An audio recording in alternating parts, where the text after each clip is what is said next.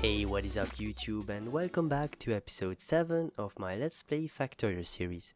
Today we are continuing right where we left off on the construction of our tiled megabase, with the construction of the tile dedicated to the production of electronic circuits, which is the green circuits, the advanced circuits, which are the red circuits, and the processing units, which are the blue circuits. Alright, now let's jump into a creative test world so we can discuss some numbers and some ideas. Okay, so here's the design that I'll be using for the green circuits. It's pretty straightforward. We are simply bringing in copper and iron on this side, and this guy is producing the the copper cables, and this guy is producing the green circuits. Now I'll have a few of those builds in a row inputting on this output belt, and what I did here is for the ones in the back I'm simply putting the circuits on this one side of the belt, and then for the ones in front I use a balancer so that these guys are put on the other side of the belt. And here is what it looks like within a tile. Now this is the exact same design that we used for the smelting tile, with the big trains coming in on either side.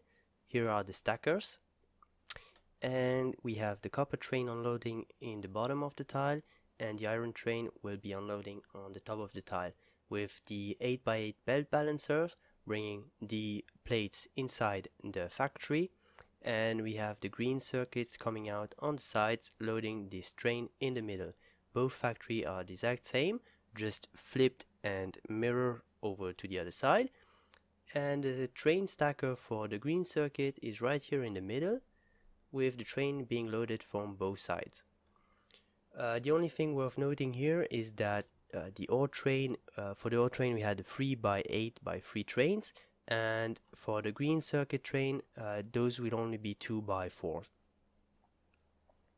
Now if you look at the production statistic for each minute, we are producing 20,000 electronic circuits every minute, and if we have a look back at the chart, we needed about 35,000 a minute, which means that if I build 2 of those tiles, I should have enough green circuits to power my whole base. Okay, now let's go back into the megabase world and start building this tile.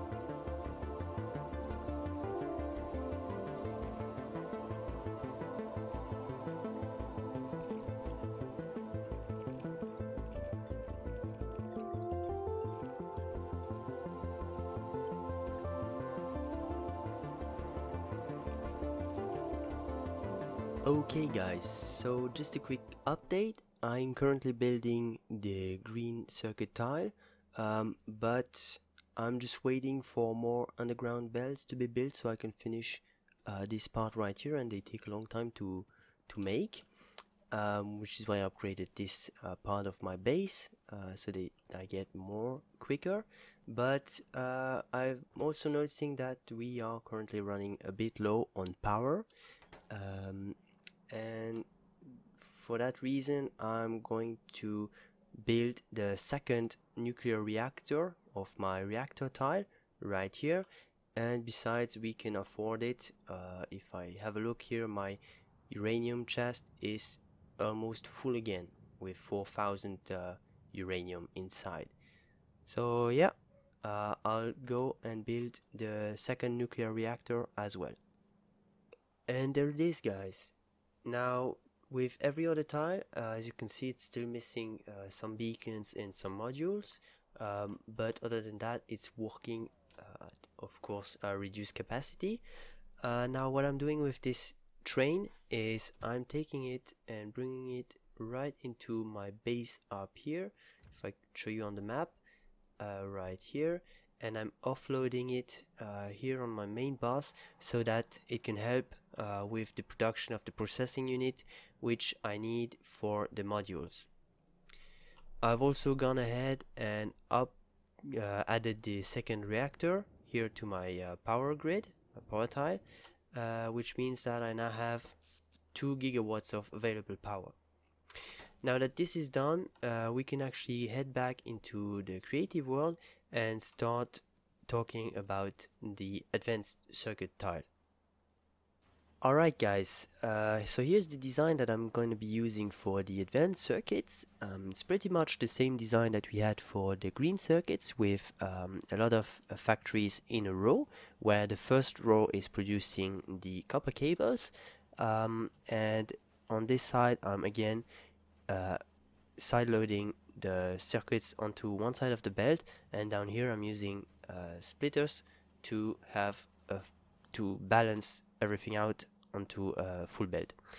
The only difference here is that these guys actually need 3 input resources to build the advanced circuits, but on the plus side we only need, by default, it's 2 plastic bar and 2 electronic circuits every second, which means that we can actually have half a belt of plastic and electronic circuits inputted into the factory, and it's actually enough to reach here at the end. So this guy has a constant supply of everything it needs to produce. And yep, there it is. If we look here how it looks inside the tile, so obviously again we have different size trains to work with. Here the big one are the copper trains, the 3x8, and then the other 3 trains, so we'll have electronic circuits and plastic, will only be 2x4 trains, and the red circuits train will also be the same size. So yeah, pretty simple. Also, if you have a look here on the production statistics, every minute this guy is producing a little more than 5,000 red circuits every minute, and if I take a look at my chart, we needed about 8,000 a minute. So if I build 2 of those tiles, we'll have enough to supply the whole base. Alright, now let's go back into the megabase world and actually start building this tile.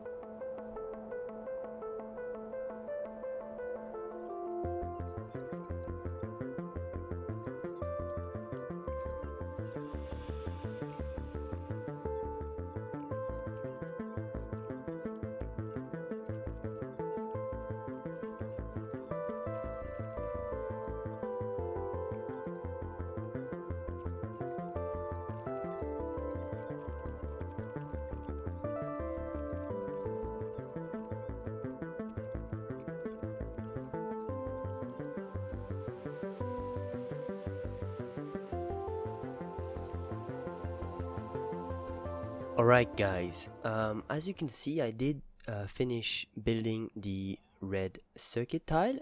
Again, it's missing all the modules and the beacons, but I also realized that I don't even have the plastic trains set up yet. I didn't have it. I had to set it up because I didn't have a coal outpost set up for the 2x4 trains. So I went ahead and started tapping into this coal patch right here. And now I did realize that I made a mistake on this plastic tile. It's not really a mistake, it's kind of an oversight, and that is that this plastic factory is using petroleum trains, but this acid factory right here is also using petroleum trains, and I actually built it so that I would have petroleum trains coming in here and in here, whereas I could have one single train for both factories. So I don't know if I'm not using acid at the moment, but I might consider just connecting this petroleum pipe to this acid factory, and then I would only need to have an iron train coming in here to produce the acid. I'll think about that. I'll consider it. Otherwise, I'm just gonna have 2 petroleum trains coming into this tile, which is fine by me anyways. I don't really care about that. Also, another oversight I made is that I forgot to set up the filter inserters here on my input, and I think it's important because if I accidentally rename a wrong train station and I have a train with the wrong material coming into my tile, it's gonna screw up the whole thing by unloading everything into the factory, and then it's just gonna be a nightmare to clean up.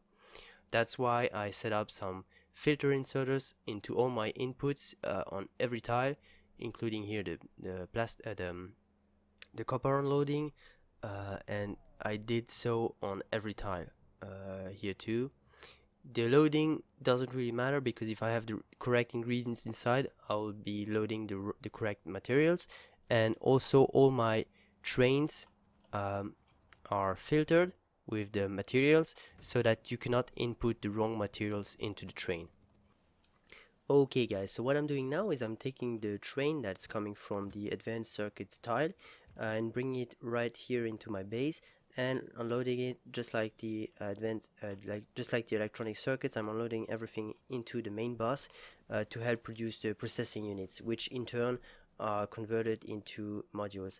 And at this point I'm starting to get a decent amount of speed modules, and I can start placing them into the tiles to boost the production. So yeah, as you can see, the base is coming along nicely. Unfortunately, I'm not gonna have enough time to start working on the processing units tile, but we'll do that in the next episode. In the meantime, I hope you enjoyed watching this one, and I'll see you soon in the next one. Cheers!